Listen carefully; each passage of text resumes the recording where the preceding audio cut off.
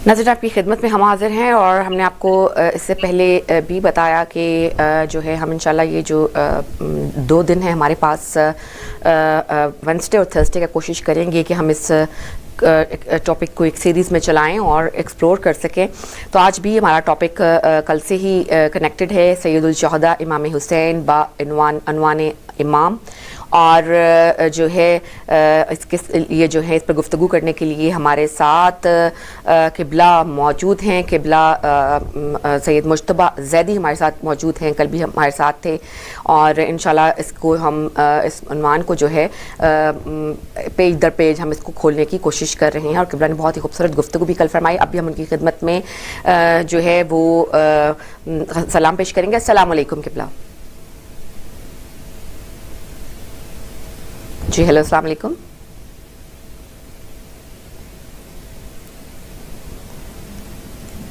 अस्सलाम वालेकुम वरहमतुल्लाहि वबरकातुहू। जी वालेकुम अस्सलाम। जी किबला, हमारे पास जितना भी टाइम हो वो कम होता है जब गुफ्तगू इतनी बेहतरीन हो और बहुत ही आप उसको क्लियर करके जो है वो हमारे नाज़रीन के सामने पेश करते रहे। आज भी हमारा टॉपिक वही है और मैं आपसे थोड़ा सा ये चाहूँगी कि जो है वो थोड़ा सा इस मौजू को हम अहादीस के हवाले से भी थोड़ा सा इसकी तरफ तवज्जो करें, और एक और प्लीज़ आप कीजिएगा कि थोड़ा सा इसको मुख्तसर समरी बयान कर दीजिए जो हमने कल आपने गुफ्तगू फरमाई उसकी भी। औज़ु बिल्लाहि मिनश शैतानिर रजीम, बिस्मिल्लाहिर रहमानिर रहीम, अल्हम्दुलिल्लाहि रब्बिल आलमीन, वसल्लल्लाहु अला सय्यिदिना व नबिय्यिना मुहम्मदिन व आलिहि अत्तय्यबीन अत्ताहिरीन व लअनतुद दाइमतु अला अअदाइहिम मिनल आना इला क़ियाम यौमिद्दीन। कल के दिन जो हमारी गुफ्तगू हुई थी उसके अंदर मौज़ूए सुख़न यही है कि सैयदुल शुहदा इमाम हुसैन अलैहिस्सलातु वस्सलाम का उन्वान इमाम, कि उनको हम एक इमाम के तौर पे उनकी शनाख्त हासिल करें और उनके इमामत के पहलू के साथ हमारा ताल्लुक़ जुड़ जाए। उसके अंदर आपकी खिदमत में अर्ज़ किया था कि उस ज़माने में भी जो अफराद थे इमाम के साथ रहने वाले, उनकी और आज के दौर में भी जो इमाम हुसैन अलैहिस्सलाम के साथ ताल्लुक़ रखते हैं या उनको जानते हैं, उनको पहचानते हैं, उनकी इमाम के बारे में कई तरह की आरा व अंजार व नज़रियात पाए जाते हैं। एक नज़रिया ये है कि इमाम हुसैन अलैहिस्सलाम एक मुक़द्दस शख्सियत यानी रसूल खुदा के नवासे हैं, इमाम अली के बेटे हैं, इस वजह से आपका एहतराम और आपकी इज़्ज़त हम पर वाजिब है, और ये लोग उस ज़माने में भी मौजूद थे। एक और नज़रिया ये है कि इमाम हुसैन एक मुक़द्दस शख्सियत हैं, खुदा के साथ एक ख़ास इर्तिबात उनका मौजूद है, लिहाजा हमें उनकी तारीफ़ करनी, उनकी तमजीद करनी चाहिए और उनकी मदह और क़सीदे उनके पढ़ने चाहिए। तीसरा नज़रिया इमाम हुसैन अलैहिस्सलाम के बारे में ये कि आपका तारुफ़ बउन्वान बाबुल हवाइज, यानी इंसान की जो ज़रूरियात हैं उन ज़रूरियात को पूरा करने के लिए, उन ज़रूरियात को सही तौर पे हासिल करने के लिए हम आपका वसीला खुदा की बारगाह में पेश करते हैं और आपके ज़रिए से चाहते हैं कि खुदा हमारी मुश्किलात को दूर करे। चौथा नज़रिया इमाम के बारे में कि जो गैर मुस्लिम अफराद व गैर मुस्लिम शख्सियात का है जिन्होंने तारीख़ इस्लाम का मुतालिया किया है,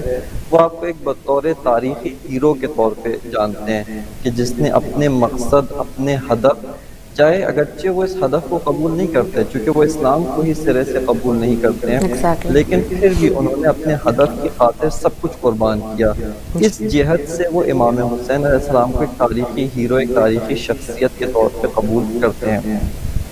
और एक और जो नज़रिया आपके बारे में पाया जाता है वो है कि आपने इस्लाम की खातिर कुर्बानी दी और इस वजह से आपकी तारीफ़ व तमजीद करनी चाहिए। कि कल भी ये नाज़रीन की खिदमत में अर्ज़ किया था हमने कि ये जो भी अनावीन हैं, ये जितने भी खिताबात व अलक़ाबात हैं, ये सब दुरुस्त हैं, باحق ہیں اور واقعاً امام پر جچتے بھی ہیں، آپ کے علاوہ کسی کو یہ زیب نہیں دیتے، جی لیکن اس سے بڑھ کر، اس سے بالاتر ایک آپ کا مقام ہے جو آپ کا بعنوان امام تعارف ہے۔ اور چونکہ خداوند متعال نے آپ کو امام قرار دیا ہے، جیسا کہ رسول خدا صلی اللہ علیہ وآلہ وسلم کی حدیث بھی ہے کہ امام حسن اور امام حسین یہ امامان ہیں، یہ دو امام ہیں، جی چاہے بیٹھے ہوئے ہوں جی یا کھڑے ہوئے ہوں، جس بالکل حالت میں بھی ہوں۔ اور اس حدیث کو دونوں طرق کے ساتھ اہل سنت نے اپنی معتبر کتابوں میں بھی ذکر کیا ہے، اور منابع اہل تشیع کے اندر بھی اس حدیث کا ذکر موجود ملتا ہے۔ لہٰذا آپ کا تعارف بعنوان امام یہ جاننا ضروری ہے، اور اس کے مقابلے میں ہمارا کیا وظیفہ بنتا ہے، کیا فریضہ بنتا ہے، کیا ہماری ذمہ داری بنتی ہے، اس کو ہمیں سمجھنا چاہیے کہ امام کا مختصر معانی جو کل عرض کیے تھے وہ یہ ہے کہ عربی زبان کے اندر جو چیز سامنے موجود ہو اس کو امام کہا جاتا ہے۔ جیسے مثال کے طور پہ یہ چیزیں جو کتابیں میرے سامنے رکھی ہیں، ان کو ہم کہیں گے کہ امامکم، یعنی یہ آپ کے سامنے رکھی ہوئی ہیں۔ اسی طرح جو ہے وہ اصطلاحی معنی کے اندر امام یعنی وہ چیز کہ جو انسان کے سامنے موجود ہو، آپ کی نظریں اس پر ٹکی ہوئی ہوں، آپ اس کو بغور دیکھ رہے ہوں، چونکہ انسان کے سامنے بہت ساری چیزیں ہوتی ہیں، ممکن ہے ان سے غافل ہو، ان کی طرف اصلاً کوئی توجہ نہ کرے، یہ امام کے اصطلاحی معنی سے خارج ہو جائے گا۔ امام کا اصطلاحی معنی یہ نہیں کہ وہ چیز جو آپ کے سامنے ہے، آپ کی نگاہیں اس کے اوپر لگی ہوئی ہیں، آپ اس کو دیکھ رہے ہیں، مشاہدہ کر رہے ہیں، اور اس کے ساتھ ساتھ آپ کا ہدف، آپ کا مقصد یہ ہے کہ آپ اس کی پیروی کریں، آپ اس کی اطاعت کریں، اور اس کے مقابلے میں جو ہم فریضہ محسوس کرتے ہیں وہ فریضہ اطاعت ہے، ان کی فرامین کو بجا لانا، ان کے جو ان کی چاہت ہے، حتیٰ فرامین سے بھی بڑھ کر ایک چیز ہمیں یقین ہے کہ ہمارا امام ہم سے یہ چاہتے ہیں، اور انہوں نے ہمیں حکم نہیں دیا، انہوں نے ہمیں کوئی فرمان نہیں دیا کہ آپ یہ کام کریں، لیکن ہمیں معلوم ہے کہ امام ہم سے چاہتے ہیں، بس ان کی چاہت کی اساس پر ہمیں اس کام کو انجام دے دینا چاہیے۔ لہذا یہ امام کا اصطلاحی معنی ہے کہ جس کو آیات نے بھی بیان کیا ہے، جیسا کہ سورہ مبارکہ بقرہ کی آیت نمبر 142 کے اندر، جہاں پہ خداوند متعال نے حضرت ابراہیم کو امام کا عنوان دیا کہ جاعلک للناس اماما، اور اسی طرح سے دیگر آیات کے اندر کتاب موسیٰ کو امام قرار دیا گیا ہے، ہدایت ہے، رحمت اور امام۔ اور انشاءاللہ تعالیٰ کہ جو احادیث مبارکہ جن کی طرف ہم ابھی توجہ کریں گے، اس کے اندر بھی یہی موضوع اسی طرح سے بیان کیا گیا ہے، اور اس کو اسی طرح سے دیکھا گیا ہے۔ یہ ابھی تک کی جو گفتگو تھی یہ ساری کی ساری وہ کہ جس کا جو کل کی گفتگو کا جی خلاصہ، اور کل کے جو یعنی جو چیز آپ کی خدمت میں عرض کی ہے اس کا خلاصہ بیان کیا گیا ہے۔ جی اب ہم جیسا کہ آپ کے سوال کا ظاہراً دوسرا حصہ ہے کہ ان احادیث کی طرف توجہ کریں، ان ائمہ معصومین کے کلام کی طرف توجہ کریں جہاں پر یہ ہمارے سامنے اس مطالب کی وضاحت پیش ہو سکتی ہے۔ سب سے پہلے ہم خود رجوع کرتے ہیں نہج البلاغہ کی طرف، کہ جو امیر المومنین علیہ السلام کے فرمائشات، آپ کے کلمات، خطبات کا جو ہے مجموعہ ہے۔ البتہ یہ سارے کے سارے خطبات نہیں ہیں، سارے کے سارے امام نے اپنی پیدائش سے لے کر اپنی شہادت تک جو کچھ فرمایا سب کا سب جناب مرحوم سید رضی نے اس کے اندر جمع آوری نہیں کیا ہے، بلکہ ان کا چونکہ وہ ایک ادیب تھے لہٰذا ان کا مقصد یہ تھا کہ اس کے اندر ادبی شاہکار، جو ادبی نمونے جو ان کی نگاہ میں بہت بالا نمونے تھے، اس کو انہوں نے یہاں پر جمع آوری کیا ہے۔ لہٰذا یہ نہج البلاغہ جو ہے وہ امام کے خطبات کا ایک مجموعہ ہے کہ جو بہت ہی گراں قدر مجموعہ ہے۔ اس کے اندر اس مطلب کی طرف امام نے مختلف جگہوں پر اشارہ کیا، اور آپ کی خدمت میں یہ بھی عرض کرتا چلوں کہ یہ جو نہج البلاغہ کا نسخہ میرے ہاتھ میں ہے، یہ جناب مرحوم مفتی جعفر حسین اعلی اللہ مقامہ کا ترجمہ اس کے ساتھ ہی نسخہ ہے، کہ جس کو تقریباً 3 حصوں میں تقسیم کیا گیا ہے۔ خطبات ہیں، اس کے بعد امام کے خطوط ہیں، مکتوبات ہیں، اور تیسرا حصہ امام علیہ الصلوۃ والسلام کے جو کلمات قصار ہیں اس کے اوپر مشتمل ہے۔ اس کے اندر خطبہ نمبر 25، 26 اور 27، یہ میں تمام مومنین جو بھی دیکھ رہے ہیں ان سب سے گزارش کروں گا کہ آپ ایک دفعہ جائیے ضرور، ان خطبات کا تفصیلی طور پہ ملاحظہ کریں، شروع سے لے کے آخر تک ترجمہ پڑھیں اس کا۔ اور جناب مفتی صاحب نے واقعاً ترجمہ کرنے کا جیسا کہا جا سکتا ہے کہ حق ادا کیا ہے، انہوں نے بہت ہی سلیس اور خوبصورت ترجمہ اردو زبان کے اندر نہج البلاغہ کا پیش کیا ہے۔ تو آپ ان کے ترجمات سے استفادہ کریں اور اس سے جو ہے آپ کو امام کے کلام کو سمجھنے میں بہت ہی زیادہ مدد ملے گی، اور ہم امام کے کلام کی گہرائی تک پہنچ سکیں گے۔ کیونکہ یہاں پر ہم سارے امام کے خطبہ نہیں پڑھ سکتے، وقت بھی کم ہے، اور آئندہ جو آنے والی مباحث ہیں ان کی طرف بھی ہم نے جانا ہے، جیسے دیگر معصومین کے فرمودات، ان کی طرف بھی توجہ کرنی ہے۔ لہٰذا یہ میں تمام سامعین و ناظرین سب سے گزارش کروں گا کہ آپ حتماً جا کر خطبہ نمبر 25، 26 اور 27، یہ 3 لگاتار خطبے ہیں، ان کا جا کر آپ مطالعہ کریں۔ اس کے اندر خطبہ نمبر 25 کے اندر امام علیہ الصلوۃ والسلام کو خبر ملتی ہے کہ جو امیر شام ہیں معاویہ، اس نے آپ کی بیعت سے بھی انکار کیا، اور اس کے بعد اس کے جو افراد ہیں، اس کے جو لشکری ہیں، وہ مسلسل امام کی قلمرو کے اندر آ کر تخریب کاری کرتے ہیں، وہاں پر خون ریزی کرتے ہیں، فتنہ اور فساد پھیلاتے ہیں، اور امام تک یہ خبریں پہنچ رہی ہیں۔ جبکہ امام کا جو یمن کے سپہ سالار تھے جناب عبید اللہ ابن عباس، کہ جو رسول خدا کے چچا حضرت عباس کے فرزند دوسرے بیٹے ہیں، اور جناب عبداللہ ابن عباس کے چھوٹے بھائی ہیں عبید اللہ ابن عباس، یہ یمن سے فرار کر کے کوفہ آ جاتے ہیں۔ اس کے اوپر امام بہت شدید ناراض ہوتے ہیں اور غضبناک ہوتے ہیں، اور یہاں پر امام خطبے کا یہ حصہ میں آپ کی خدمت میں عرض کر رہا ہوں کہ دوسرا حصہ جو ہے، چونکہ پہلا حصہ تفاصیل کو چھوڑ کر دوسرا حصہ، اس میں امام فرماتے ہیں کہ وَإِنِّي وَاللَّهِ لَأَظُنَّ أَنَّ هَؤُلَاءِ الْقَوْمِ سَيُضَلُّونَ مِنْكُمْ بِإِجْتِمَاعِهِمْ عَلَى بَاطِلِهِمْ۔ امام فرماتے ہیں کہ یہ لوگ جن کو میں دیکھ رہا ہوں، جو تمہارے دشمن ہیں، جو تمہارے مقابل میں ہیں، یہ عنقریب تم سے حکومت چھین لیں گے، یہ عنقریب تم سے حکومت کو غصب کر لیں گے، تمہارے ہاتھ میں جو حق کی حکومت ہے تم سے چھن جائے گی۔ اس کی وجہ کیا ہے؟ امام فرماتے ہیں بِإِجْتِمَاعِهِمْ عَلَى بَاطِلِهِمْ۔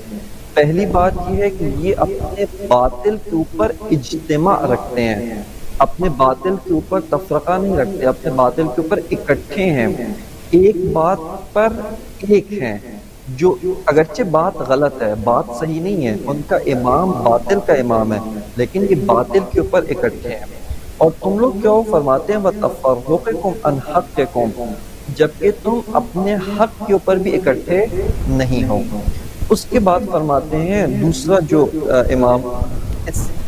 کا سبب بتاتے ہیں کہ تم سے حکومت چھن جائے گی، وہ یہ ہے وَبِأَدَائِهِمُ الْأَمَانَةَ إِلَى صَاحِبِهِمْ وَخِيَانَتِكُمْ۔ امام فرماتے ہیں کہ وہ جو ان کا حاکم ہے، جس کو انہوں نے اپنا رہنما بنایا ہے، یا جیسے قرآن کی تعبیر کے مطابق جو آئمہ الی النار ہیں، باطل کے امام ہیں، جو اپنے لوگوں کو باطل کی طرف بلاتے ہیں، ان کو بھی قرآن نے امام کہا ہے، چونکہ جو ان کے پیروکار ہیں وہ اس کو دیکھ رہے ہیں، اس کے فرمان پہ نظریں گاڑ کے بیٹھے ہیں اور اس کی اطاعت کر رہے ہیں۔ امام فرماتے ہیں کہ یہ لوگ اپنے باطل کا جو حاکم رہنما اور ان کا باطل کا جو امام ہے، اس کی اطاعت کرتے ہیں اور اپنی امانت کو ادا کرتے ہیں۔ جو تعبیر ہے امام کی وَبِأَدَائِهِمُ الْأَمَانَةَ إِلَى صَاحِبِهِمْ، یہ لوگ اپنے حاکم کے ساتھ ادائے امانت کرتے ہیں۔ جب انہوں نے اس کو حاکم مانا ہے، امام مانا ہے، تو یہاں پر اس حاکم کی امانت ان کی گردن پہ ہے، اور وہ کیا ہے کہ اس کی اطاعت کریں، اور اس امانت کو بخوبی ادا کر رہے ہیں۔ اور تم لوگ کیا ہو؟ امام فرماتے ہیں وَخِيَانَتِكُمْ، بصاحبکم، امام فرماتے ہیں کہ تم لوگ جو ہے وہ اپنے حاکم، جو تمہارا حاکم ہے، حق کا امام ہے، اس کی اطاعت نہیں کرتے، اس کی نافرمانی کرتے ہو، اس کے ساتھ دھوکہ کرتے ہو اور خیانت کرتے ہو، یعنی اس کا حق جو تمہاری گردن کے اوپر آتا ہے اس کو ادا نہیں کرتے ہو۔ یہ اور تیسری جو سبق امام فرماتے ہیں وَبِصَلَاحِهِمْ فِي بِلَادِهِمْ وَفَسَادِكُمْ، کہ وہ لوگ اپنے شہروں کے اندر امن و امان کو برقرار رکھتے ہیں جبکہ تم اپنے شہروں میں فساد کو برپا کرتے ہو۔ بس ہمارے جو مد نظر تھا وہ یہ والا حصہ تھا کہ امام نے فرمایا کہ وَبِأَدَائِهِمُ الْأَمَانَةَ إِلَى صَاحِبِهِمْ، کہ وہ اپنے حاکم، اپنے امام، اپنے امیر کی جو امانت ہے، جو ان کے گردن پہ اس کی امانت ہے، اس کی اطاعت کرنا وہ بخوبی ادا کرتے ہیں جبکہ تم یہ کام انجام نہیں دیتے ہو۔ اور اس کے بعد ان لوگوں نے امام کو اتنا تنگ کیا کہ امام نے ان کے حق میں بد دعا کی کہ اللہم انی قد مللتہم وملونی وسئمتہم وسئمونی فابدلنی بہم خیرا منہم وابدلہم بی شرا منی، کہ امام فرماتے ہیں کہ خدایا ان لوگوں نے مجھے تنگ کر دیا ہے، کیوں؟ کیونکہ میں جو کہتا ہوں یہ اطاعت نہیں کرتے، اور میں نے بھی ان لوگوں کو تنگ کر کے رکھا ہوا ہے، میں نے بھی ان لوگوں کو جو ہے وہ ملال میں رکھا ہوا ہے، کیوں؟ کیونکہ ان کی جو خواہشات ہیں میں اس کی پیروی نہیں کرتا، میں ان کی خواہشات کو قبول نہیں کرتا۔ بس امام نے فرمایا دعا کی کہ اللہم، کہ اے خدایا ان کو جو ہے وہ مجھ سے بدتر حاکم دے، اور مجھے جو میں حق کا امام ہوں مجھے ان سے بہتر ساتھی دے جو میری اطاعت کریں۔ بس یہ خطبہ نمبر 25 کے اندر امام علیہ السلام کا یہ ارشاد تھا، اور اس کے بعد آگے بات چل رہی ہے کہ امام نے ان لوگوں کی مذمت کی، اور امام نے ان کو بہت ہی زیادہ جو ہے وہ حتیٰ کہ امام جو ہوتا ہے جیسا کہ رسول خدا کی بھی تعبیر ہے انا و علی ابوا حاضہ الامم، میں اور علی اس امت کے دو مہربان باپ ہیں۔ تو ایک باپ اپنی امت کو کبھی بھی بد دعا نہیں دیتا، لیکن آپ یہی سے اندازہ لگا لیں کہ ان لوگوں نے امام کی کتنی نافرمانی کی ہوگی، امام علیہ السلام کو کتنا جو ہے وہ تنگ کیا ہوگا، کتنا ستایا ہوگا کہ امام کو اتنی اذیت دی کہ امام ان کے حق میں بد دعا کرتے ہیں کہ خدا تم کو مجھ سے بدتر حاکم عطا کرے، میرے سے بدتر جو ہے حکمران تمہیں دے۔ اور تاریخ نے یہ دیکھا ہے کہ ان لوگوں کو واقعاً جو ہے وہ ان سے بدتر جو ہے وہ ملا ہے۔ اس کے بعد خطبہ نمبر 26 کی طرف ہم بڑھتے ہیں کہ خطبہ نمبر 26 کے اندر بھی امام علیہ السلام نے یہ آخر میں یہی کہا ہے کہ اس میں امام فرماتے ہیں کہ یہاں پر ہمارے مد نظر ہے کہ امام فرماتے ہیں کہ یعنی وہ لوگ کہاں ہیں، کہ ایک شعر امام تلاوت کرتے ہیں، ایک شعر پڑھتے ہیں، کسی اور شاعر کا شعر ہے کہ اس کا مطلب یہ ہے کہ وہ لوگ کہاں ہیں، وہ افراد کہاں ہیں کہ جن کو جب میں پکاروں تو تیزی کے ساتھ میری طرف بڑھتے چلے آئیں، یعنی وہ لوگ میری آنکھوں کے اشاروں کو سمجھتے ہوں، میری بات کے اوپر کان لگا کر سنتے ہوں، میری بات کے اوپر توجہ دیتے ہوں، اور جب میں ان لوگوں کو پکاروں، ان لوگوں کو بلاؤں، مدد کے لیے طلب کروں، تو اس وقت یہ لوگ تیزی کے ساتھ میری طرف دوڑتے ہوئے چلے آئیں۔ یہ لوگ کہاں ہیں؟ اس سے ہمیں معلوم ہوتا ہے کہ امام علیہ السلام کو ایسے لوگ نہیں ملے۔ اب ہم آگے بڑھتے ہیں خطبہ نمبر 27 کی طرف، کہ خطبہ نمبر 27 میں امام علیہ السلام اسی طرح اپنے اصحاب کو، اپنے ساتھیوں کو جنگوں کی طرف ابھار رہے ہیں کہ دشمن نے تم پر غلبہ کر لیا ہے، لیکن ان کے ساتھی بار بار بہانہ کرتے ہیں، کبھی کہتے ہیں کہ گرمی ہے، کبھی کہتے ہیں سردی ہے۔ امام شروع میں یہاں سے شروع کرتے ہیں کہ فَإِنَّ الْجِهَادَ بَابٌ مِّنْ أَبْوَابِ الْجَنَّةِ، کہ جہاد جنت کے دروازوں میں سے ایک خاص دروازہ ہے، کہ فتح اللہ لخاصت اولیاء، کہ خداوند متعال نے یہ دروازہ اپنے مخصوص بندوں کے لیے کھول کے ہے۔ اور اس کے بعد امام علیہ السلام شروع میں یہ فرماتے ہیں، اور اس کے بعد اب امام علیہ السلام کی ہم کہہ سکتے ہیں کہ اپنا مرثیہ پڑھ رہے ہیں، امام اپنے دکھ کو بیان کر رہے ہیں، اپنے درد کو بیان کر رہے ہیں۔ کہ امام فرماتے ہیں انی الا و انی قد دعوتکم الی قتل هؤلاء القوم لیلا وسرا واعلانا، وَقُلْتُ لَهُمْ اُغْزُوهُمْ قَبْلَ أَنْ يَغْزُوكُمْ۔ امام فرماتے ہیں کہ اے لوگوں، میں نے تمہیں اس گروہ کے ساتھ، ان باغیوں کے ساتھ جہاد کے لیے، جنگ کے لیے دعوت دی، دن میں بھی بلایا، رات کو بھی بلایا، چھپ کر، اکیلے اکیلے، فردی فردی بھی ہر ایک کو دعوت دی، اور علنی طور پر بھی، خطبات کی شکل میں بھی، اجتماعی طور پہ بھی سب کو میں نے بلایا اور سب کو دعوت دی، اور تم سے یہ کہا کہ تم پہلے جنہوں نے بغاوت کی ہے تم ان کے پاس جاؤ اور ان کے اوپر حملہ کرو، اس سے پہلے کہ وہ تمہارے شہروں تک پہنچ جائیں، ان کی لشکر تمہارے شہروں کے باہر کھڑے ہوں اور یہ جنگ تمہارے اپنے شہروں کے اندر رونما ہو، تم پہلے بڑھ کر سبقت دو اور ان کے اوپر جا کر حملہ کرو۔ کہ امام علیہ الصلوۃ والسلام فرماتے ہیں کہ تم لوگوں نے جو ہے وہ سستی کی، تم نے ٹال مٹول سے کام لیا، اور پھر امام علیہ السلام فرماتے جاتے ہیں، یہ خطبہ پورا کا پورا آپ سمجھیں اسی مطلب کے اوپر ہے کہ امام کی اطاعت نہیں ہو رہی، امام کے ساتھ جو ہے وہ بغاوت ہو رہی ہے۔ امام فرماتے ہیں کہ بعض اوقات کبھی میں جو اردو ترجمہ ہے اس کے اوپر اکتفا کرتا ہوں تاکہ بقیہ مطالب کی طرف بڑھ سکے، اور اس امید کے ساتھ کہ انشاءاللہ تعالی مومنین کرام جو سن رہے ہیں اور دیکھ رہے ہیں وہ اس خطبے کو مکمل جا کر پڑھیں گے، اس امید کے ساتھ جو ہے میں فقط اس کے ترجمے کے اوپر ہی اکتفا کر رہا ہوں۔ کہ امام علیہ الصلوۃ والسلام اس کے بعد ذکر کرتے ہیں کہ تم لوگ کیا بہانے بناتے ہو، فرماتے ہیں کہ جب گرمیاں آتی ہیں اور کہتا ہوں کہ جنگ کے لیے نکلو، تم کہتے ہو کہ گرمی ہے، گرمی کے اندر جنگ بہت شدید ہے، پھر گرمیوں کا موسم گزرتا ہے، سردیاں آتی ہیں، تم کہتے ہو سردی ہیں۔ پھر امام فرماتے ہیں کہ اگر تم سردی اور گرمی سے اتنا ڈر رہے ہو، اتنا خوف کا شکار ہو، تو ننگی تلواریں، نیزے اور تیر دیکھ کے تو تم بہت زیادہ ڈر جاؤ گے، تم اس سے زیادہ اپنے گھروں کے اندر دبک کے بیٹھ جاؤ گے، بالکل اپنے گھر کی جو ہے نا وہ زمین کے ساتھ چمٹ کے جو ہے وہ بیٹھ جاؤ گے۔ اور اس کے بعد امام فرماتے ہیں کہ یا اشباہ الرجال ولا رجال، کہ اے مردوں کی ملتی جلتی شکلیں لیکن نامرد، کیونکہ مرد تو خوف زدہ نہیں ہوتا، مرد تو نہ گرمی سے ڈرتا ہے، نہ سردی سے ڈرتا ہے، نہ ہی جنگ سے ڈرتا ہے، لیکن تم لوگ کیا ہو، چہرے تمہارے داڑھی رکھی ہے، تم نے یہ ظاہر کرتے ہیں کہ شاید مرد ہو، لیکن مرد سے ملتی جلتی شکلیں ہیں، جبکہ در حقیقت تم لوگ مرد نہیں بلکہ نامرد ہو، تم لوگ مردانگی کے نام پہ دھبا ہو، یہ امام نے خود فرمایا۔ اور اس کے بعد امام علیہ الصلوۃ والسلام فرماتے ہیں کہ جو چیز، اب امام یہاں پر ایک اور مطلب جو ذکر کرتے ہیں وہ یہ ہے کہ یہ لوگ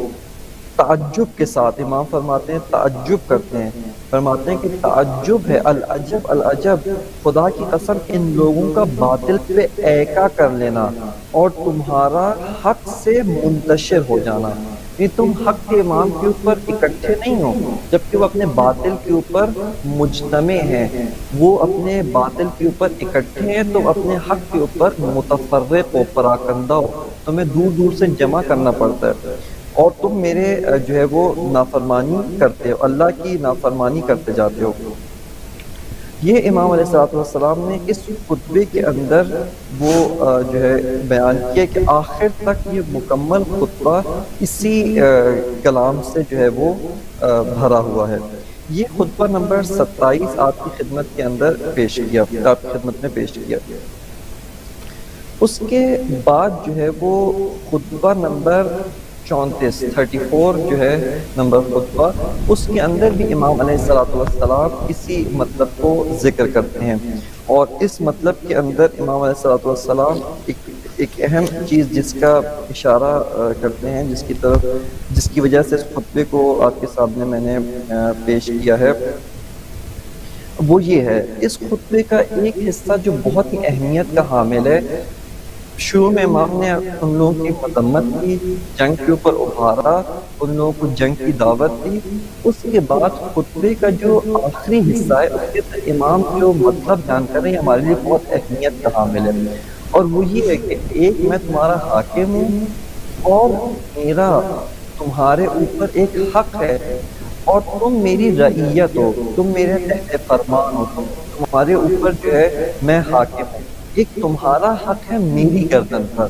بس یہ دو حقوق کا متقابل رشتہ ہے، یعنی آمنے سامنے جب دو افراد ہوتے ہیں ان کے ایک دوسرے کے اوپر حق عائد ہوتا ہے، لہٰذا میں تمہارا حاکم ہوں، ایک حق میرا ہے تمہارے اوپر اور ایک حق تمہارا ہے میرے اوپر۔ اس کو امام نے ذکر فرمایا ہے۔ امام فرماتے ہیں ایھا الناس ان لی علیکم حقا ولکم علی حق، کہ اے لوگوں ایک میرا حق تم پر ہے، یعنی تمہاری گردن پہ میرا حق ہے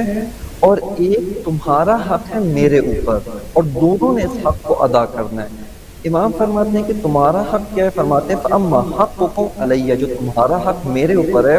وہ یہ کہ فَالنَّصِيحَةُ لَكُمْ، کہ میں تمہیں نصیحت کروں، میں تمہیں درست راستے کی جانب ہدایت دوں، وَالتَّوْقِيرُ عَلَيْكُمْ، اور تمہاری عزت کروں اور تمہاری جو ہے وہ وقار کا خیال رکھوں، وَتَعْلِيمِكُمْ كَيْ لَا تَجْهَلُوا، اور تمہیں علم دوں، تعلیم دوں تاکہ جاہل نہ رہ جاؤ، وَتَأْدِيبِكُمْ كَيْ مَا تَعَلَّمُوا، اور تمہیں ادب سکھاؤں، تم لوگ کو تعدیب کروں، وَأَمَّا حَقِّي عَلَيْكُمْ، میرا حق جو تمہارے اوپر عائد ہوتا ہے، یعنی ایک امام کا حق جو اس کی شیعہ پر، جو اس کے پیروکار پر عائد ہوتا ہے، جس نے اس کو ادا کرنا ہے، فرماتے ہیں وَأَمَّا حَقِّي عَلَيْكُمْ فَالْوَفَاءُ بِالْبَيْعَةِ وَالنَّصِيحَةِ، امام فرماتے ہیں کہ جو میری بیعت ہے، جو تم نے عہد لیا ہے، جو تم نے پیمان لیا ہے کہ ہم آپ کی اطاعت کریں گے، ہم آپ کی فرمان برداری کریں گے، امام فرماتے ہیں اس کے ساتھ وفا کرو، اور جو میں نصیحت تمہیں کرتا ہوں اس نصیحت کا حق ادا کرو، اس نصیحت کے ساتھ وفا کرو، اس کو پورا پورا انجام دو، فی المشہد والمغیب، چاہے میں سامنے ہوں تمہارے حضور میں موجود ہوں، تمہارے شہود میں موجود ہوں، تم مجھے مشاہدہ کر رہے ہو کیا غائب ہوں، تمہارے پیٹھ پیچھے، میں اپنے گھر میں ہوں، تم سرحد پر ہو، تم کسی اور علاقے میں ہو، تم کسی اور جو ہے سرزمین پر ہو، جو کچھ بھی ہے ہر حالت میں اس بیعت کا حق ادا کرو، وَالْإِجَابَةُ حِينَ أَدْعُوكُمْ وَالطَّاعَةُ حِينَ آمُرُكُمْ، اور جب میں بلاؤں دعوت دوں تم اجابت کرو، جب تمہیں حکم دوں تم اطاعت کرو۔ اور یہ بات ہمیں ذہن نشین کر لینی چاہیے کہ اسی خطبے کے اندر ہی جو فرمایا گیا ہے کہ جب تم نے بیعت کی ہے، میرے ساتھ عہد و پیمان باندھا ہے، تم آؤ اور اس کو ادا کرو، اس کے ساتھ وفا کرو۔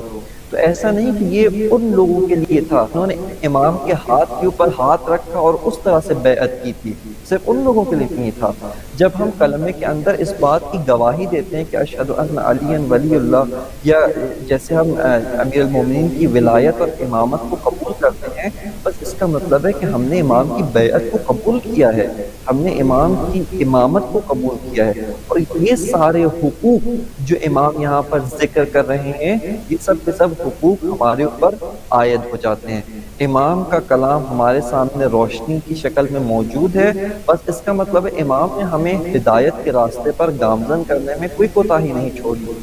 لیکن اب دوسرا فریضہ ہے، اور وہ یہ کہ امام کا حق جو ہمارے اوپر عائد ہوتا ہے وہ ہم ادا کریں، اور وہ یہ جو بیعت ہم نے کی ہے، یہ جو عہد و پیمان ہم نے امام کے ساتھ باندھا ہے، آپ کی ولایت اور امامت کا جو اقرار کیا ہے، اس کے اوپر وفا کریں، اور جب وقت امام ہم کو بلائیں ہمیں دعوت دیں، اجابت کریں اور ان کی اطاعت کریں۔ یہ خطبہ نمبر 34 تھا، جس کے اندر امام علی علیہ السلام اس مطلب کی جانب توجہ کرتے ہیں۔ اس کے بعد ایک اور خطبہ ہے جس کی طرف ہمیں توجہ کرنی چاہیے، وہ خطبہ نمبر 95 ہے، خطبہ نمبر 95 ہے، اور اس کے اندر بھی امام علیہ السلام یہاں پر بہت ہی رنج کے ساتھ، بہت ہی دکھ کے ساتھ بعض مطالب وہی ہیں جو امام نے پہلے بھی ذکر کیے ہیں، جو خطبہ نمبر 27 کے اندر یا 25 کے اندر امام علیہ السلام نے ذکر فرمایا، ان میں سے بعض مطالب وہی ہیں۔ ان میں سے امام فرماتے ہیں کہ اما والذی نفسی بیدہ، یعنی اس خدا کی قسم جس کی قبضہ قدرت میں میری جان ہے، فرماتے ہیں کہ لیظہرن ہؤلاء القوم علیکم، یہ لوگ تم پہ غلبہ حاصل کر لیں گے، لیس لانہم اولی بالحق منکم، امام فرماتے ہیں کہ اس لیے تم پر غالب نہیں ہوں گے کہ وہ حق پر ہیں، ہم نعوذ باللہ باطل پر ہے، اس وجہ سے تم پر غالب نہیں ہوں گے، بلکہ کیوں غالب ہوں گے؟ فرماتے ہیں وَلَكِنْ لِإِسْرَاعِهِمْ إِلَى بَاطِلِ صَاحِبِهِمْ وَإِبْطَائِكُمْ عَنْ حَقِّهِ، امام فرماتے ہیں کہ اس وجہ سے کہ وہ لوگ اپنے باطل کے امیر، اپنے باطل کے امام، اپنے باطل کے حاکم کی طرف بہت تیزی سے آگے بڑھتے ہیں، اس کی فرمان کو بجا لانے میں سستی نہیں کرتے، جبکہ تم لوگ کیا ہو وَإِبْطَائِكُمْ عَنْ حَقِّ، جبکہ تم لوگ میرا حق ادا کرنے میں سستی اور کند روی سے کام لیتے ہو، لہٰذا یہ لوگ تم سے سبقت لے جائیں گے اور یہ لوگ تمہارے اوپر حاکم ہو جائیں گے۔ اور اس کے بعد امام علیہ الصلوۃ والسلام فرماتے ہیں کہ لوگ جو ہیں اپنے حکمران کے ظلم سے تنگ ہوتے ہیں اور میں اپنی رعیت کے ظلم سے تنگ، یعنی میں حاکم ہوں، چوتھا خلیفہ تم لوگ کے عقیدے کے مطابق خلیفہ ہوں، تم لوگ کے عقیدے کے مطابق حاکم ہوں، اب حاکم ہوں، تمہارا امام ہوں، تمہارا امیر ہوں، لوگ اپنے امیروں کے ظلم سے تنگ ہوتے ہیں، ان کے اوپر بادشاہ اور حکمران ظلم کرتے ہیں، لیکن میں وہ حاکم ہوں، میں وہ امیر ہوں جس کے اوپر اس کی رعیت ظلم کر رہی ہے۔ یہ امام علیہ الصلوۃ والسلام نے یہاں پر فرمایا ہے، اور یہ جو ہے وہ کل کا کل جو خطبہ ہے وہ اسی کے اوپر مشتمل ہے کہ یہاں پر جو ہے وہ امام علیہ السلام کے جو کلام ہے اس سے آپ کی خدمت میں مطالب عرض کیے ہیں۔ یہ امام علی علیہ السلام کا جو خطبہ تھا اس کی طرف ہم نے توجہ کی، اس سے مطالب کو ذکر کیا ہے۔ اس کے بعد امام حسین علیہ السلام کا ایک جو ہے خط جو امام علیہ السلام نے اہل کوفہ کی جانب لکھا، جب کوفے والوں نے امام کو خطوط لکھے، جب کوفے والوں نے امام کو خط لکھ کر اپنی طرف بلایا، تو اس وقت امام علیہ السلام نے ان کو بھی جواباً خط لکھا اور اپنے بھائی جناب چچا زاد بھائی جناب مسلم ابن عقیل کو بھیجا۔ جو کوفیوں نے امام علیہ السلام کو خط لکھا تھا اس کے اندر انہوں نے یہ ذکر کیا تھا اور یہ کہا تھا کہ ہمارا کوئی امام نہیں ہے، ہمارا جو ہے وہ کوئی امیر نہیں ہے کہ، اور اس کے بعد امام علیہ السلام نے کوفیوں کو جو خط لکھا اور اس کے اندر امام نے فرمایا کہ میں نے تمہاری ساری باتیں سمجھ لی۔ میں امام کا جو خط ہے اس کا متن ایک دفعہ پڑھ کے اور اس کا مختصر سا ترجمہ کر کے جو ہے وہ پیش کر دوں کہ امام علیہ السلام نے فرمایا، اس کے اندر شروع میں فرماتے ہیں کہ قد فہمت کل الذی اختصصتم وذکرتم، کہ جو کچھ تم نے ذکر کیا، جو کچھ تم نے کہا وہ مجھے سمجھ میں آ گئی ہے، تمہاری بات کا محتوا و مطلب میں سمجھ چکا ہوں کہ، اور تمہارا کلام کا خلاصہ یہ کہ انہ لیس علینا امام فاقبل، کہ ہمارا کوئی رہنما، کوئی لیڈر، کوئی قائد، کوئی امام نہیں ہے، بس آپ ہماری طرف تشریف لے آئیں۔ اس کے بعد امام علیہ السلام فرماتے ہیں وَقَدْ بَعَثْتُ إِلَيْكُمْ أَخِي وَابْنَ عَمِّي وَثِقَتِي مِنْ أَهْلِ بَيْتِي مُسْلِمِ ابْنِ عَقِيلٍ وَأَمَرْتُهُ أَنْ يَكْتُبَ إِلَيَّ بِحَالِكُمْ وَأَمْرِكُمْ وَرَأْيِكُمْ۔ امام فرماتے ہیں میں نے اپنا ثقہ، اپنا بھائی، اپنا مورد اعتماد شخصیت جناب مسلم ابن عقیل کو تمہاری طرف بھیجا ہے اور ان سے درخواست کی ہے کہ وہ تمہاری جو حالت ہے، جو تمہارے بارے میں مطالب ہیں، وہ سب کو دیکھنے کے بعد مجھے خط لکھ کر تمہاری خبروں سے آگاہ کریں، تمہاری حالت کے متعلق آگاہ کریں۔ اس کے بعد امام علیہ السلام آخر میں جو ہے وہ ایک مطلب لکھتے ہیں جو اہمیت کا حامل ہے، اور وہ یہ ہے کہ امام فرماتے ہیں کہ فَالْأَمْرِ امام، کہ خود امام علیہ السلام فرما رہے ہیں کہ اے لوگوں، اب جو ہے تم امام کو بلا رہے ہو، تم نے خود کہا کہ ہمارا کوئی امام نہیں ہے، ہمارا کوئی قائد، کوئی رہنما، کوئی امیر، امام جس کی ہم اطاعت کریں، جو ہمیں حکم دے اس کی سرکردگی کے اندر ہم اس کی اطاعت کریں، نہیں ہے، اور تم امام کو طلب کر رہے ہو۔ یہ جان لو کہ امام ہوتا کون ہے۔ ایسا نہ ہو کہ مثال کے طور پہ بہت سی دفعہ ایسا ہوتا ہے کہ ہم کسی اور کو بلا رہے ہوتے ہیں اور کوئی اور آ جاتا ہے۔ ہمارے گمان کے اندر یہ ہوتا ہے کہ ایک مثال اگر عرض کروں، جیسا کہ بعض اوقات جو ہے وہ چھوٹے بچے جو ہوتے ہیں وہ جب اگر اپنے والدین سے بچھڑ جاتے ہیں تو کسی اور کو والدہ سمجھ کر اس کے ساتھ چل پڑتے ہیں، لیکن بعد میں متوجہ ہوتے ہیں کہ جس جو میرا مطلوب اور مقصود ہے وہ انسان نہیں ہے، اور جو یہ انسان ہے اس کو میں نہیں چاہتا۔ امام بھی فرما رہے ہیں کہ ایک کوفے والوں ایسا نہ ہو تمہارے ساتھ کہ تم جس کو بلا رہے ہو تو غلطی میں، اشتباہ میں، اپنی غلط فہمی کی وجہ سے کسی اور کو بلاؤ جبکہ اس کو چاہتے نہ ہو. تم کسی اور کو طلب کرنا چاہتے ہو لیکن بلا کسی اور کو بیٹھے ہو. لہٰذا امام فرما رہے ہیں کہ جب تم نے امام کو طلب کیا، امام کی ڈیفینیشن بھی سن لو، امام کی تعریف یہ جو میں کر رہا ہوں، نہ یہ کہ امام کے بارے میں جو تم نے تصورات بنائے. امام کو طلب کر رہے ہو لیکن ممکن ہے تمہارے ذہنوں میں کہ ہماری مشکلات کو دور کریں، باب الحوائج کے طور پہ ہمارے گھر کا راشن ہمارے اولاد میں عطا کریں. یہ سب کچھ اہل بیت کی برکتیں ہیں، اس سے کوئی انکار نہیں. لیکن امام خود جو امامت کی تعریف کریں وہ بہت اہمیت کے حامل ہے. امام فرماتے ہیں فَالْعُمْرِ مَنْ امام إِلَّا الْعَامِلُ بِالْكِتَابِ، کہ میں حسین اپنی جان کی قسم کھا کے کہتا ہوں کہ امام نہیں ہوتا مگر جو کتاب خدا پر عمل کرے. تمہاری خواہشات پر عمل کرنے والے کو امام نہیں کہتے ہیں. اور اس کے بعد فرماتے ہیں وَالْآخِذُ بِالْقِسْطِ، جو عدالت قسط کو تھامے رکھے. کسی بھی وقت عدالت کا جو راستہ ہے، عدالت کو اپنے ہاتھ سے نہ جانے دے، قسط کو اپنے ہاتھ سے نہ جانے دے، اگرچہ میرے اپنے پیروکار، میرے اپنے ماننے والے کے خلاف ہی کیوں نہ ہو، میرا اپنے ماننے والے پر سزا جاری کرنا کیوں نہ پڑے، لیکن عدالت کا اگر یہ تقاضا ہے میں عدالت کے مطابق فیصلہ کروں گا.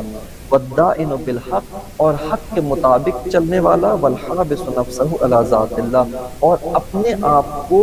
ذات خدا کے اندر محو کرنے والے کو امام کہتے ہیں. بس امام کو بلا رہے ہو، ایسا نہ ہو کہ بلاؤ امام کو لیکن اس کے بعد تمہاری درخواستیں شروع ہو جائیں، تمہارے تقاضے شروع ہو جائیں، اور تم نے وہی کام کرو جو تم نے میرے بابا علی کے ساتھ کیا تھا، اور ان کے اوپر اپنی رائے کو پہنچتے تھے. کہ یہ خطبہ امام کا میرے ذہن سے نکل گیا ذکر کرنا کہ امام علیہ السلام کو جب اہل کوفہ نے بہت تنگ کیا اور بہت زیادہ اذیت کی، بہت زیادہ اذیت فرمائی، تو امام علیہ السلام نے یہاں تک کہا ہے کہ لَقَدْ كُنْتُ أَمْسَ أَمِيرًا فَأَصْبَحْتُ الْيَوْمَ مَأْمُورًا، کل تک میں تمہارا امیر تھا، کل تک میں تمہیں حکم دیتا تھا. شروع میں جب میں حاکم بنا، خلیفہ بنا، تم نے مجھے امام کے طور پہ قبول کیا، میں تمہیں حکم دیتا تھا. لیکن آج برعکس ہو گیا ہے، میں تمہارا مأمور بن گیا ہوں، تم حکم دیتے ہو، تم مجھے کہتے ہو کہ اے علی اب یہ کریں، اب فلاں کام نہ کریں، اب جنگ کریں، اب جنگ بند کریں، اب صلح قبول کریں، اب حکمیت قبول کریں. حکم کس کو بنانا ہے؟ مالک اشتر کو نہیں بنانا، آپ نے جناب عبداللہ ابن عباس کو نہیں بنانا، یہ آپ کے رشتہ دار ہیں، آپ نے ابو موسیٰ شریع کو بنانا ہے، فلاں کام کرنا ہے، فلاں نہیں کرنا ہے. امام فرماتے ہیں کہ لَقَدْ كُنْتُ أَمْسَ أَمِيرًا فَأَصْبَحْتُ الْيَوْمَ مَأْمُورًا، آج میں تمہارا مأمور بن گیا ہوں. وَلَقَدْ كُنْتُ أَمْسَ نَاهِيًا فَأَصْبَحْتُ الْيَوْمَ مَنْهِيًا، کل تک میں تمہیں منع کرتا تھا، میں تمہیں نہیں کرتا تھا، میں تمہیں روکتا تھا، لیکن آج تم مجھے روک رہے ہو. آج تم آمر بن گئے ہو، میں مأمور، تم ناہی بن گئے اور میں منہی، مجھے روکا جا رہا ہے کہ یہ کریں یہ نہ کریں. لہٰذا امام علیہ السلام کا یہ جو کلام مبارک ہے، امام حسین علیہ السلام جس کے اندر آپ امامت کی ڈیفینیشن ذکر کر رہے ہیں، امامت کو بیان کر رہے ہیں، وہ اسی مطلب کے اوپر عکاسی کرتی ہے، اسی مطلب کو بیان کرتی ہے کہ جو کچھ تم نے پہلے کیا وہ اب امام کو بلا رہے ہو، اب میرے ساتھ یہ کام انجام نہیں دینا، اور جو آ رہا ہے وہ امام ہے، تمہاری خواہشوں کے مطابق نہیں چلے گا. اور یہیں سے بعض علماء نے حتیٰ یہ بھی ذکر کیا ہے کہ جب ہم ادب یہ ہے، یعنی جب ہم بارگاہ اہل بیت میں حاضر ہوتے ہیں، آپ کے مزار پہ، آپ کے مرکز میں، آپ کی زیارت گاہ میں حاضر ہوتے ہیں، اور ہماری کچھ حاجات ہیں، ہمارے کچھ تقاضے ہیں، ہم ان سے کچھ طلب کرنا چاہتے ہیں، تو ہم اس طرح سے طلب نہ کریں کہ ہم امام کو مشورہ دے رہے ہیں، حتیٰ اپنی حاجتوں میں. کیوں؟ کیونکہ ہمیں معلوم ہے کہ امام علیہ السلام کو ہم سے بہتر ہماری مصلحت کا علم ہے. آپ کو بہتر معلوم ہے کہ ہمارے حق میں کیا چیز خیر ہے اور کیا چیز ہمارے لیے درست نہیں ہے. لہٰذا آپ ان سے یوں تقاضا کریں کہ اگر یہ چیز میرے حق میں بہتر ہے تو آپ مجھے عطا کیجئے، کہ مجھ سے بہتر میرے حق میں خیر، میرے حق میں شر، جو میرے لیے بہتر ہے، جو نفع و نقصان ہے، مجھ سے بہتر آپ کو معلوم ہے. لہٰذا یہ جو میں تقاضا کر رہا ہوں یہ آپ کو مشورہ نہیں دے رہا، یہ آپ کو نعوذ باللہ تعالیٰ حکم نہیں دے رہا، بلکہ ایک تقاضا ہے. اگر آپ بہتر سمجھتے ہیں، میرے لیے فائدہ مند ہے، تو آپ پورا کریں. لہٰذا اس ادب کے ساتھ جب حتیٰ اپنی حاجتیں بھی طلب کرنی ہیں تو ہم اس طرح سے نہ ہو کہ امام کو بتا رہے ہیں کہ آپ نے ہمیں کیا دینا ہے، آپ نے ہمیں کس چیز سے نوازنا ہے، بلکہ آپ ان کے ہاتھ میں اپنی زمام دے رہے ہیں کہ آپ جو بہتر سمجھتے ہیں وہ ہمارے حق میں خداوند متعال سے طلب کریں اور اس کو ہمارے حق میں پورا کریں۔ بس یہ امام حسین علیہ السلام کا جو خطبہ تھا جس کے اندر امام علیہ السلام نے اس مطلب کی طرف اشارہ کیا کہ یہ میں تمہارا امام ہوں اور امام کو بلا رہے ہو تو امام کی یہ تعریف ہے۔ اور کل ایک امام کا کلام آپ کی خدمت میں عرض کیا تھا کہ جب ایک شخص بشر بن غالب آتا ہے، آ کر امام علیہ السلام کے پاس آ کر پوچھتا ہے یوم ندعو کل اناس بامامہم، تو امام علیہ السلام اس کے جواب میں فرماتے ہیں کہ قیامت میں جو تمہیں اٹھایا جائے گا وہ تمہارے امام کے مطابق اٹھایا جائے گا، تم اپنے امام کے ساتھ اٹھائے جاؤ گے کہ امام ہدایت لوگوں کو ہدایت کی طرف لے کر جاتا ہے، اور جو امام ہدایت کی اجابت کرے، جو اس کے پیچھے چلے، وہ ان کے ساتھ شمار ہوگا، اور امام باطل تمہیں باطل کی طرف بلاتا ہے کہ جو ان کی اجابت کرے، جو ان کے پیچھے چلے، وہ امام باطل ان کو نار اور دوزخ کی طرف لے کر کے جائے گا۔ بس وہاں سے بھی ہمیں یہ معلوم ہو جاتا ہے کہ امام اس کا اساسی رکن ہی اطاعت کرنا ہے، اس کی جو ہے وہ اساسی اطاعت کرنا ہے۔ کہ یہ میں نے مختصر جو ہے، اس کے بعد اور بھی احادیث ہیں کہ انشاءاللہ تعالیٰ ان کو بھی آپ کی خدمت میں پیش کرتے ہیں، یعنی کوئی سوال یا کوئی اور چیز اگر ہو، کوئی کالر ہو تو، نہیں تو آگے بات کو آگے جاری رکھتے ہیں۔ بس ایک چھوٹی سی بات کرنا چاہی تھی میں کہ یہ چیزیں جو آپ نے جیسے آپ نے ایکسپلین کی امامت کی بات، اور کل بھی آپ نے فرمایا تھا کہ امام کے ساتھ جو ہے وہ روز محشر اٹھائے جائیں گے، تو امامت کے درست جو ایک کانسیپٹ ہے اس کو سمجھانا کس کی ذمہ داری ہے؟ کیا یہ ممبر جو ہیں وہ اس ذمہ داری کو پورا کرنے میں جو ہے وہ کوئی کردار ادا کر رہے ہیں؟ آپ اس کے بارے میں بھی پلیز بتائیے گا۔ ایک کالر ہے ہمارے ساتھ، ان کو شامل کر لیتے ہیں۔ جی ہیلو، السلام علیکم۔ وعلیکم السلام جی، نواز بٹ بول رہا ہوں فرانس سے۔ جی نواز بھائی، علامہ صاحب کی خدمت اسلامیہ کی عزت، اور سبھی سامعین و ناظرین و ناظرات کی خدمت اسلامیہ کی عزت۔ جی وعلیکم السلام۔ امام سید شوخدار امام علی مقام کا حضور کچھ پڑھنا چاہتا ہوں۔ جی بسم اللہ کیجیے، بالکل بسم اللہ کیجیے۔ نعرہ صلوات، اللہم صلی علی محمد وعلی محمد واجل فرجہ۔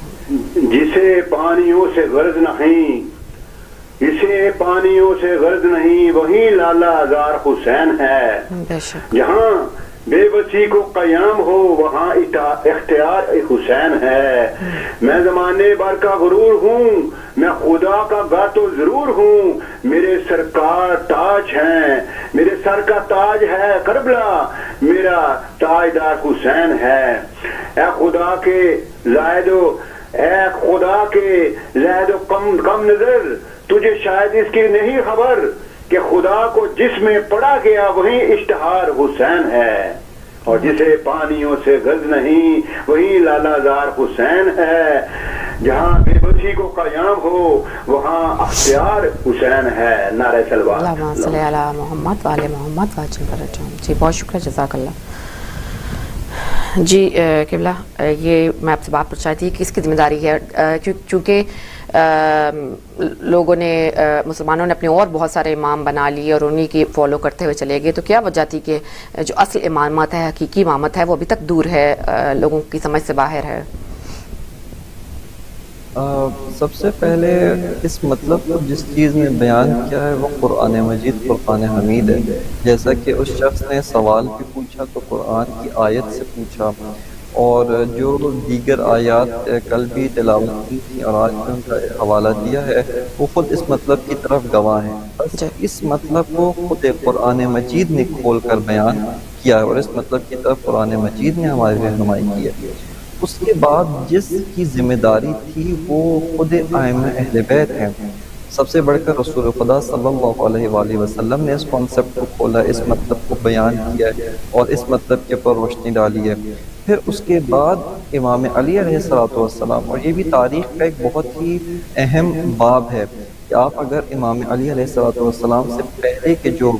خلفاء تھے، خلفاء ثلاثہ، ان کی دور میں اگر لوگوں کا رد عمل، لوگوں کا جو ان کے ساتھ رویہ تھا، لوگ ان کی اطاعت کرتے تھے، ان کی بات مانتے تھے. لیکن جب امام علی علیہ السلام کے جو امام برحق ہیں، ان کا زمانہ خلافت آیا اور لوگوں کا رخ امام کی طرف ہوتا ہے اور امام کو اپنا وہ حق ملتا ہے کہ جس سے وہ 25 سال تک محروم تھے، تو یہاں پر لوگ آپ کی نافرمانی شروع کر دیتے ہیں اور لوگ آپ کی اطاعت نہیں کرتے. کہ اس کے جواب میں امام اس کانسیپٹ کو بیان کرتے ہیں اور اس مطلب کو کھول کر وضاحت کے ساتھ ذکر کرتے ہیں. بس خود امام علی علیہ السلام نے اس مطلب کو کھول کر بیان کیا ہے. اور یہ جو نہج البلاغہ کے چند خطبات آپ کی خدمت میں عرض کیے ہیں، ایسا نہیں کہ بات فقط انہی کے اندر منحصر ہے، بلکہ آپ نہج البلاغہ ایک مرتبہ اگر ہم اسی نیت کے ساتھ پڑھ لیں، اسی نیت کے ساتھ اس کو دیکھ لیں، تو ہمیں پوری نہج البلاغہ امامت امام علی کی جھلک نظر آتی ہے کہ آپ لوگوں کی امامت کر رہے ہیں لیکن لوگ آپ کا ساتھ نہیں دے رہے ہیں. کہ کل نہج البلاغہ، تمام کی تمام نہج البلاغہ اسی کے ساتھ بھری ہوئی ہے اور اسی مطالب سے ہے. اس کے علاوہ ایک اور جو ذمہ داری ہے جو ہر زمانے کے طبقے کی ذمہ داری ہوتی ہے، اور وہ اس زمانے کے جو علماء ہیں ان کی ذمہ داری ہوتی ہے. ان کا فریضہ یہ، ان کا وظیفہ یہ ہے کہ جو عزت، جو انہوں نے وقار دین سے حاصل کیا ہے، اپنے آپ کو امام کی وجہ سے جو عزت اور وقار حاصل کیا ہے، اس کا حق ادا کریں اور اس مطلب کو بیان کریں. کہ امام حسین علیہ السلام نے 1 سال پہلے، یعنی واقعہ کربلا سے 1 سال پہلے، آپ 60 ہجری کے اندر آپ مکہ میں تھے اور وہاں سے پھر نکل کے کربلا تشریف لے گئے. اس سے 1 سال پہلے سن 59 ہجری کے اندر، 59 ہجری کے اندر، امام نے جب امیر شام زندہ تھا، یزید وہ حاکم نہیں بنا تھا، اس وقت امام علیہ السلام نے تمام علماء کو، جو علماء اسلام تھے، ان کی بڑی بڑی شخصیات کو خطوط لکھے، خط لکھ کر ان کو بلایا، اور بلانے کے بعد منی کے اندر امام نے ایک خطبہ ارشاد کیا جو خطبہ خطبۃ المنی کے نام سے معروف ہے. اور اس کے اندر امام علیہ السلام نے ان کے سامنے امیر المومنین کے فضائل بھی بیان کیے کہ جو حکومت نے جس کو سینسر کیا ہوا تھا، جس کو بیان نہیں کرتے تھے، اور بلکہ ممبروں سے امیر المومنین کے اوپر نعوذ باللہ سب و شتم اور گالم گلوچ ہوتی تھی. تو امام نے یہاں پر کھل کر ان کے سامنے فضائل امیر المومنین کو بیان کیا. اس کے بعد امام علیہ السلام ان کے سامنے یہ سوال اٹھاتے ہیں کہ آپ لوگ کہ جو قرآن پڑھتے ہیں، حافظ قرآن ہیں، احادیث آپ کو حفظ ہیں،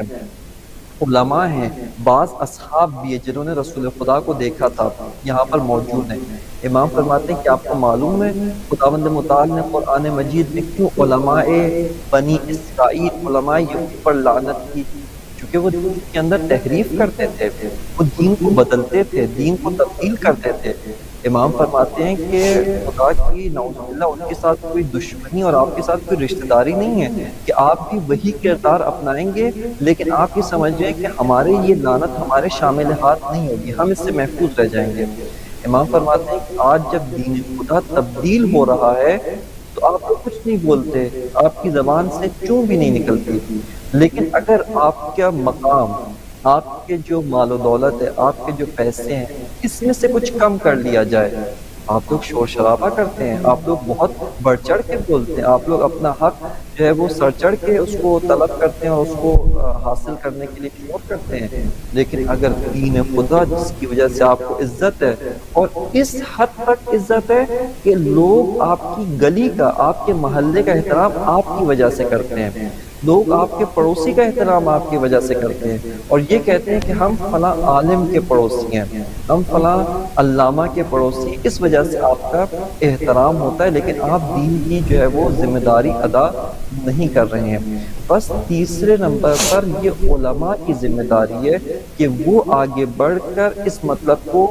تبیین کریں کہ یہ ایک الگ داستان ہے کہ اس زمانے کے بھی جو علماء تھے ان کا کیا کردار رہا. انہوں نے حتیٰ حکومت کے درہم و دینار کے بدلے امام حسین کی بغاوت کا اور امام حسین پر خروج کا فتویٰ، اور حتیٰ نعوذ باللہ آپ کے واجب القتل ہونے کا فتویٰ دیا. یہ اس زمانے کے لوگوں کا، اس زمانے کے علماء کا، اس زمانے کی علمی شخصیات کا یہ معیار ہو گیا تھا. کہ امام حسین ان کے فتنوں کی وجہ سے شہید ہوتے ہیں۔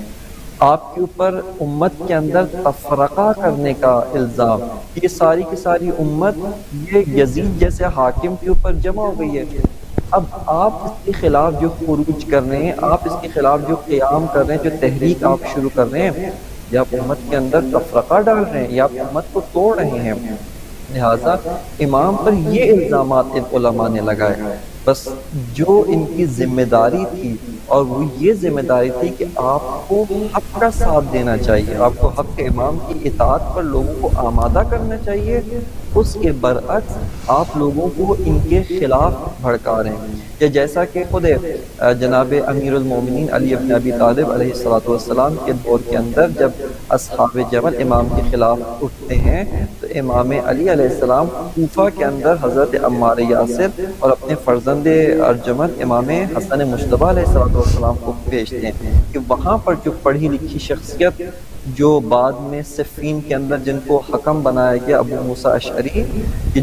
جن کے بارے میں بہت ہی تاریخ کے اندر عجیب و غریب واقعات ان سے نقل ہوتے ہیں، یہ لوگوں کو امیر المومنین سے روک رہے ہیں۔ ان کا ذمہ داری یہ تھی کہ جس طرح سے آپ پہلے والے خلفاء کے دور میں لوگوں کو ان کی اطاعت کے اوپر ابھارتے تھے، یہاں پر بھی آپ کی ذمہ داری یہ کہ حاکم وقت جس کو انہی لوگوں نے چنا یا جس کو انہی لوگ جس کے پر آئے جنہوں نے پہلے 3 خلفاء کی بیعت کی، لہٰذا ایک مشروع حکومت جس کو شرعی حیثیت حاصل ہے، جو رسول خدا کی حدیث کے مطابق بھی حکومت کے حقدار ہیں اور لوگوں نے بھی ان کو قبول کیا ہے، اور جو ان کے خلاف قیام کرے وہ باغی ہوتا ہے۔ لیکن یہاں پر وہ ابو موسیٰ اشعری کا جو مشہور جملہ ہے جس میں آپ کہتے ہیں کہ جو اپنے گھر میں ہے وہ سو جائے اور جو کھڑا ہوا ہے اس کو بیٹھ جانا چاہیے، اور جو گھوڑے پر سوار ہو کر تلوار لے کر نکل رہا ہے یہ سب سے بدتر انسان ہے۔ یعنی یہاں پر لوگوں کو وہ بالکل امام وقت کی نافرمانی اور ان کی اطاعت سے دور کر رہے ہیں۔ تو یہ علماء کی ذمہ داری ہے کہ وہ آئیں اور آ کر اس مطلب کو بیان کریں، اور ایک شخصیت کہ جس کی تاریخ کے اندر اس حوالے سے بہت کاوش ہے اور وہ ایک ضرب المثل کا درجہ رکھتے ہیں، وہ جناب عمار یاسر ہے، کہ جن کو امیر المومنین اسی وجہ سے کہ عمار یاسر صحابی پیغمبر بھی ہیں، صحابی رسول بھی ہیں، رسول خدا کا زمانہ بھی دیکھا، اور آپ لوگوں کو حق کی اطاعت میں لانے میں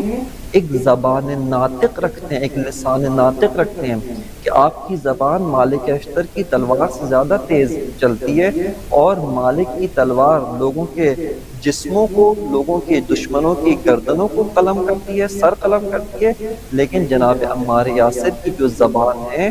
وہ دشمنوں کے اور مخالفین اور کنفیوزڈ لوگ جو کنفیوژن کا شکار ہے، حیرت و سرگردانی کا شکار ہے، ان کو امام حق کے قریب لاتے ہیں۔ کہ رسول خدا کی بھی زمانے میں ایک واقعہ کہ بس واقعہ ذکر کر کے میں یہ امام صادق علیہ السلام کی حدیث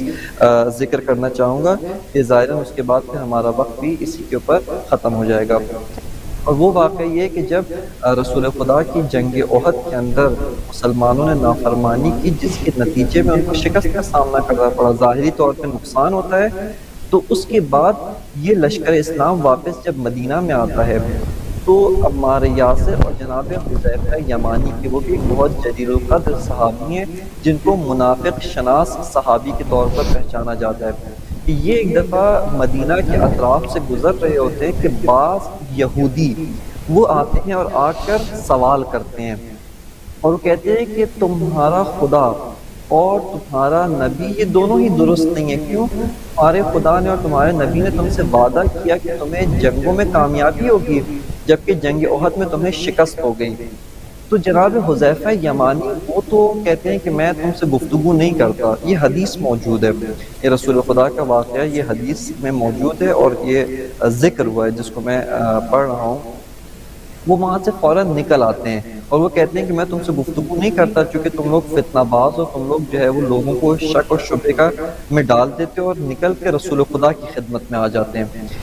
جناب عمار یاسر وہیں پہ ڈٹ جاتے ہیں اور ان کی باتوں کا، ان کے شکوک کا اور ان کے شبہات کا منہ توڑ جواب دیتے ہیں، اور فرماتے ہیں کہ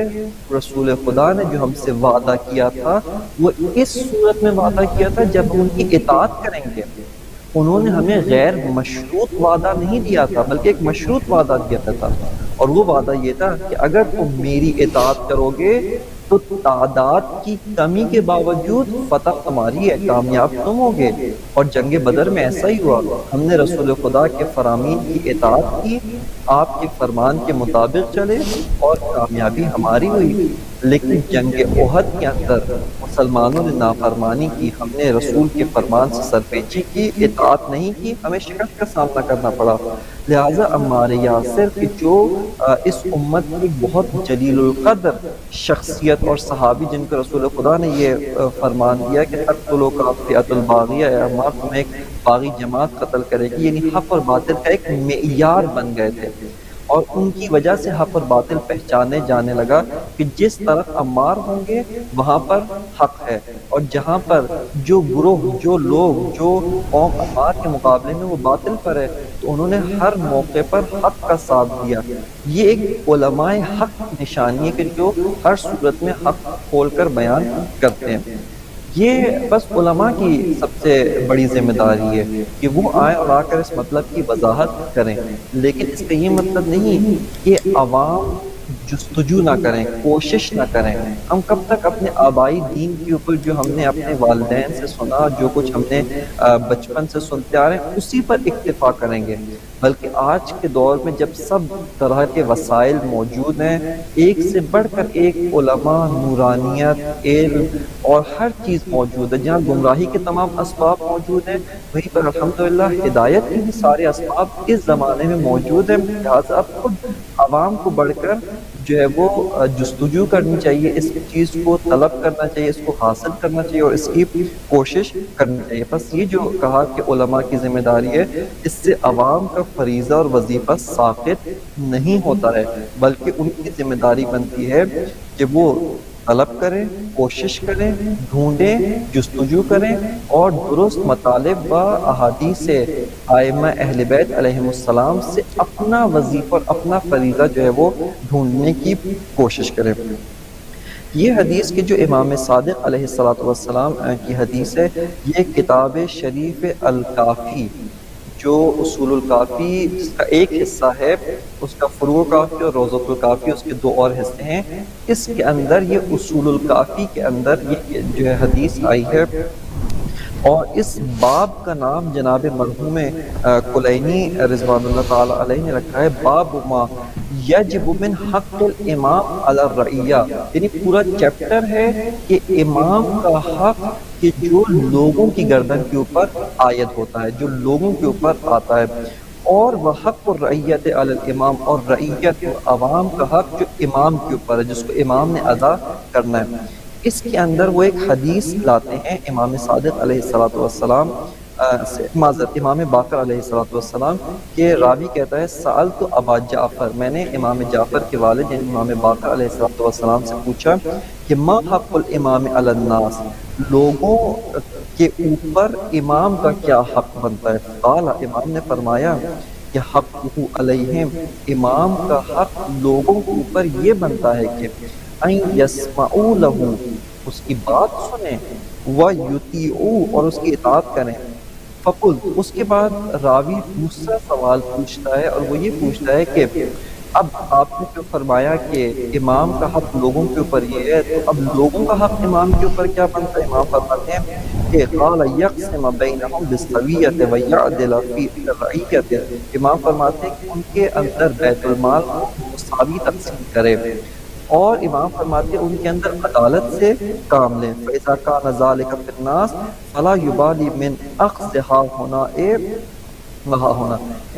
اس کے بعد امام باقی مطالب فرماتے ہیں لیکن یہ دو اساسی مطلب امام نے ذکر کی، ایک امام کا حق ہے لوگوں کے اوپر، لوگوں نے اس کو ادا کرنا ہے، اور ایک لوگوں کا حق ہے امام کے اوپر، امام نے اس کو ادا کرنا، امام نے اس مطلب کو ذکر کرنا، امام نے اس چیز کو پورا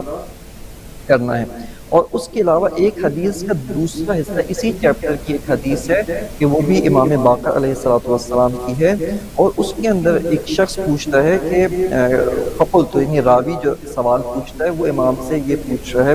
کہ فَأَيُّ شَيْءٍ الظَّالِمُ لِنَفْسِهِ، فرماتے ہیں کہ کون ہے جو اپنے نفس پر ظلم کرنے والا ہے، ظالم بالنفس کی تعریف کیا ہے؟ امام فرماتے ہیں کہ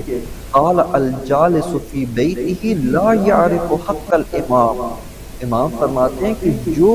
اپنے گھر میں بیٹھا رہے اور حق امام نہ پہچانتا ہو، امام کا جو حق اس کی گردن پر عائد ہوتا ہے وہ نہ پہچانتا ہو، والمقتصد، اور جو میانہ روی ہے، جو ظالم نہیں ہے، سیدھے راستے پر چل رہا ہے، وہ کون ہے؟ فرماتے ہیں العارف بحق الامام والسابق فی الخیرات،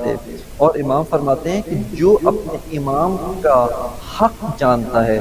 اس کی معرفت رکھتا ہے، امام فرماتے ہیں کہ یہ شخص جو ہے وہ مقتصد ہے، اس نے درست راستہ اختیار کیا ہوا ہے۔ یہاں پر ہماری جو وظیفہ شیعہ کا جو فریضہ بنتا ہے، اور اس مطلب کے اوپر آپ اگر چاہیں تو رسالۃ الحقوق، اس کے اندر بھی امام سجاد علیہ السلام نے امام کا حق لوگوں کے اوپر، لوگوں کا حق امام کے اوپر، دونوں کو تفصیل کے ساتھ بیان کیا ہے کہ وہاں پر بھی ہمیں ان مطالب کی جانب رجوع کرنا چاہیے۔ کہ اسی سے ہم جان سکتے ہیں کہ شیعہ کا فریضہ یہ ہے کہ اگر ہم چاہتے ہیں کہ قبر کے اندر جب یہ سوال کیا جائے کہ مل امام، تمہارا امام کون ہے،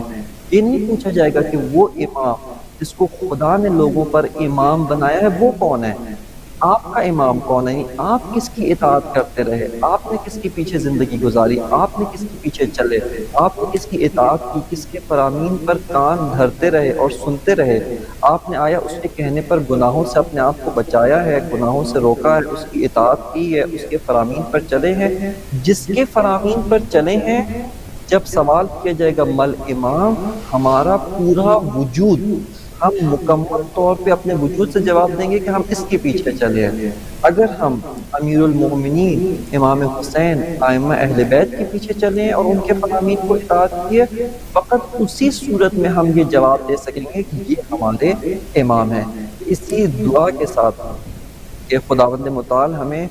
صحیح معنوں کے اندر اہل بیت علیہ السلام کے حق کی معرفت بھی عطا کرے، اور ان کے حق کی پہچان و معرفت کے بعد ان کے مقصد کو سمجھنے اور اس پر اپنی پوری زندگی کو گامزن کرنے کی توفیق عنایت فرمائے۔ بہت شکریہ قبلہ، بہت ہی آپ کی شکر گزار ہوں۔ بہت اچھے طریقے سے آپ نے امامت کے کانسیپٹ کو بھی کلیئر کیا اور کس کی ذمہ داری ہے اس کو بھی کلیئر کیا، اور احادیث سے کے حوالوں سے بھی ہمیں بتایا۔ تہہ دل سے آپ کے مشکور ممنون ہیں۔ اللہ تعالیٰ سے یہی دعا ہے کہ آپ کی بات جو ہے وہ ہمارے دل و دماغ میں جو ہے وہ سرایت کر جائے اور ہم واقعی اس حق کو کی معرفت حاصل کر سکیں۔ جزاک اللہ، اللہ تعالیٰ آپ کی توفیقات میں مزید اضافہ فرمائے، آمین۔